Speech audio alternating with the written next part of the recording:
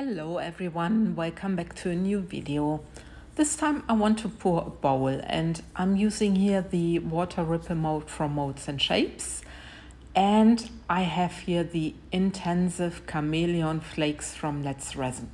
So I want to brush this mold with the chameleon flakes, and I've chosen to use the color blue, and the blue has a color shift from blue to a sort of pinkish purple tone, and it's very beautiful. So this is what I'm doing, and yeah, I just take the brush which comes with the chameleon pigments or with the chameleon flakes, and I'm just brushing my mold, but I'm not showing you the entire mold. I just show you a little bit how I'm brushing this, and then I will show you the end result, also how the color shift is from the brushing. And what I didn't film, I filled up my mold only very slightly with a thin layer of resin, and I have chosen the color blue just for the background. So yeah, and this is what I'm explaining to you, what I'm doing. You see it here. And in a second, there's gonna be the result of my brushing.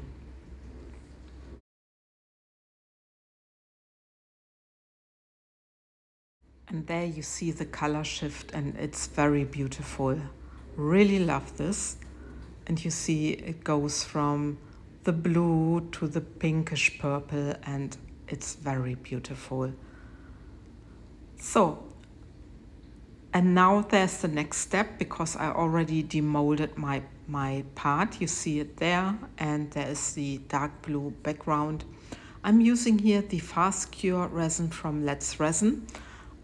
Let's Resin sent me a bunch just to test it, and I want to do a bowl. Maybe you have guessed it.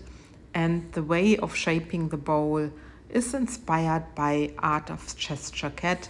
Just have a look at Rebecca's video. I will also link her video into my description box. So now I'm taking care that, I had a hair there, and I'm placing my little tray, which I put before, upside down. And I don't really check if there are any air bubbles trapped underneath. I don't mind if there are air bubbles, because I think it adds to the design, and with the water ripple mold it may look like there are like pearls underneath. You will see it later. So my little tray is placed in the center, and now I just fill up my mold with the rest of the clear resin. You see it there. And my mold is not completely filled, so that the resin is going over or on top of my little inlayer tray. So I'm taking care of the air bubbles right now, and then I give it a very quick torch. When you are using the torch, please always be careful not to burn your mold or your resin, because some people are just overdoing it. Do it in fast motion, fast movement, so nothing is happen, and put your flame very low. This is what I can suggest, and please never overdo it. So this is my center. My resin is almost placed. I give it a quick torch again, and then I can decide on how am I gonna do my design. So I mixed actually the same color, the same flakes, the blue flakes from Let's Resin, and I'm just drizzling them on top of my clear resin. I had very short term this idea. I have no idea if it will work, so I just placed it, and now I'm putting at the edges black mica. So I mixed black mica into the resin, and I'm pouring now along the sides a rim with my black mica. So what I'm hoping is that the mica is floating to the center towards the little tray, and that there are these traces of the chameleon pigments or the chameleon flakes on top of my black mica. So fingers crossed that it works like this. I now let the black mica see that it moves to the center. You will see a time lapse in a second. And where it's moving, it takes a little bit, but you see it's slowly moving towards the other tray. Then I just corrected the tray a little bit in the center because it was not quite centered.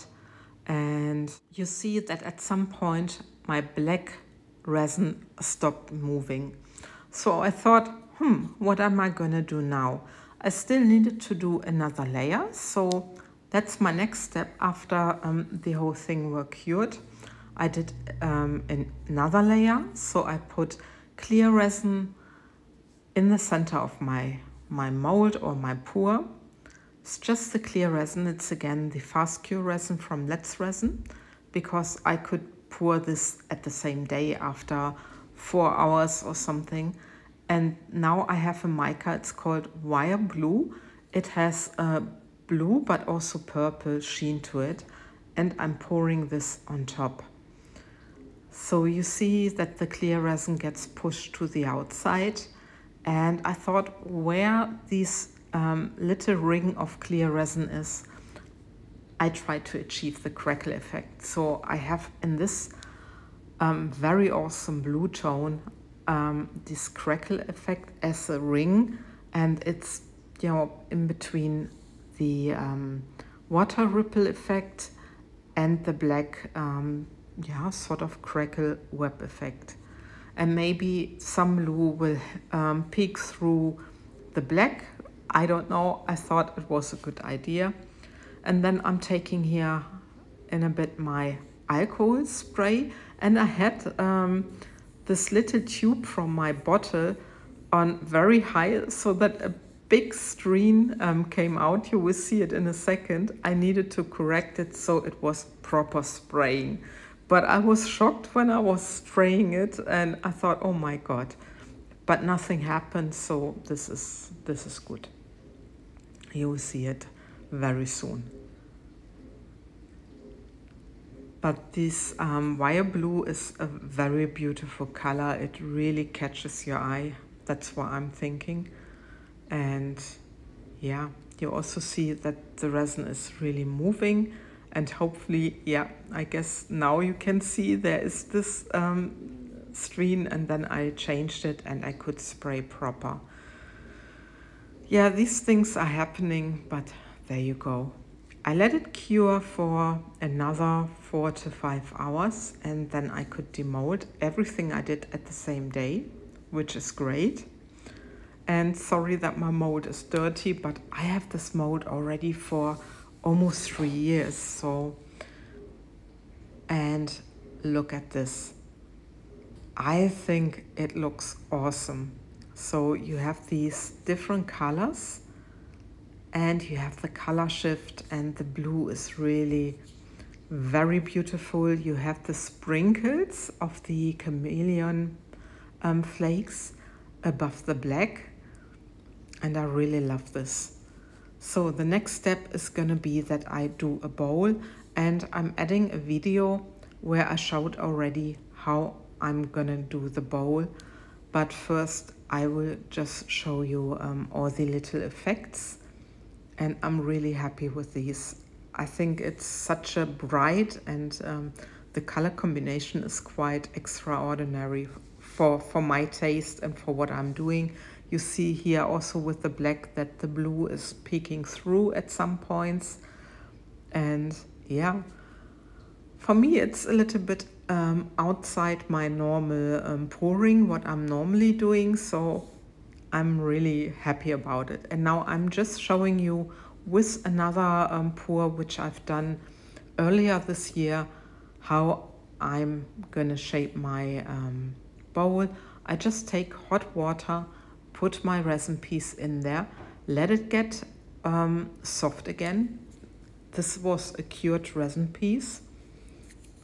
And Then I let it sit for quite a while, and then I check if I can bend it or if I just need to leave it a little bit longer. So I saw I needed to leave it a little bit longer because I couldn't bend it as much as I wanted to. And then I check again, and yeah, it's working. So I'm drying my piece, because if you put the tape on, the duct tape, then you have a problem when it's not dry that it sticks. So now I'm just cutting some tape. I'm shaping my resin piece how I want it to be, and then I just put the tape in the middle of the of the sides, and practically the same thing I did with the round bowl. But I had this video still, and it's sometimes tricky to really film everything in my kitchen, so I hope you don't mind that I'm showing this. And this way I got really inspired by Art of Gesture Cat, because she did a very great video and she also did a very great pour. So I will link the video, like I said earlier, in my description box, so please check her out. And you know, you can always change a little bit the way your bowl is shaped till you are happy. This is what I've done. And anyway, so now you see my end result for the pour I've done, and I really love this bowl. I love all the effects. It's something really which is for me thinking a little bit out of the box, especially because I had problems that my black didn't pull through the center. Okay, I wonder what you are thinking of it, and with this I love and leave you. I thank you for watching, and yeah, take care guys. Bye bye.